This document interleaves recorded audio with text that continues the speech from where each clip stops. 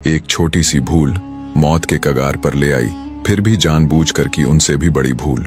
बहुत समय पहले की बात है।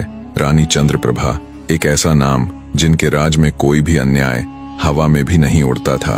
उन्हें अपने न्याय पर उतना ही विश्वास था जितना सूरज को अपने प्रकाश पर। उनके न्याय की मिसाल दूर दूर तक दी जाती थी। एक दिन राजमहल के सोने जैसे चमकते कक्ष में रानी भोजन करने बैठी थीं। महल की पुरानी और वफादार नौकरानी गोमती अपने हाथों से खाना परोस रही थी, लेकिन न जाने कैसे जैसे ही वह सब्जी का कटोरा लेकर झुकी, कुछ छींटे रानी की रेशमी साड़ी पर गिर गए।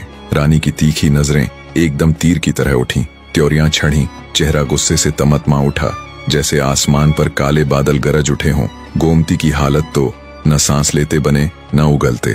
चेहरे का रंग उड़ गया, पैर कांप उठे। लेकिन अगले ही पल उसने न जाने क्या सोचा।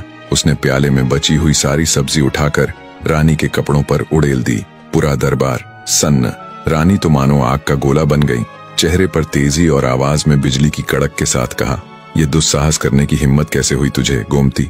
लेकिन गोमती ने सिर झुकाया और शांत स्वर में बोली, रानी साहिबा, जब पहली छींटे पर मैंने आपके भाव देखे तो समझ गई कि जान तो गई आज। फिर सोचा, यदि मैं केवल एक गलती पर मारी गई तो लोग कहेंगे कि रानी ने छोटी सी चूक पर बेदोष को मौत दे दी।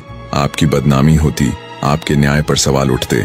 इसीलिए मैंने चाहा कि गलती पूरी मेरी हो जाए, ताकि मैं तो कट जाऊं पर आपकी छवि पाक साफ बनी रहे। गोमती की बात सुनते ही रानी का क्रोध शांत हो गया। गुस्सा अब गर्व में उमड़ पड़ा। रानी समझ गई, जहां सेवा में सच्चाई हो और मन में समर्पण हो, वहां गलती भी इबादत बन जाती है। लेकिन उस दिन एक मामूली सब्जी की छींटे ने उन्हें उनके ही न्याय की परछाई से मिला दिया। उनकी आंखों में उठते क्रोध ने पल भर को उनके विवेक पर पर्दा डाल दिया था। अगर गोमती चुप रहती तो शायद रानी के गुस्से का पलड़ा भारी पड़ जाता और एक निर्दोष अपने समर्पण सहित न्याय की वेदी पर कुर्बान हो जाती।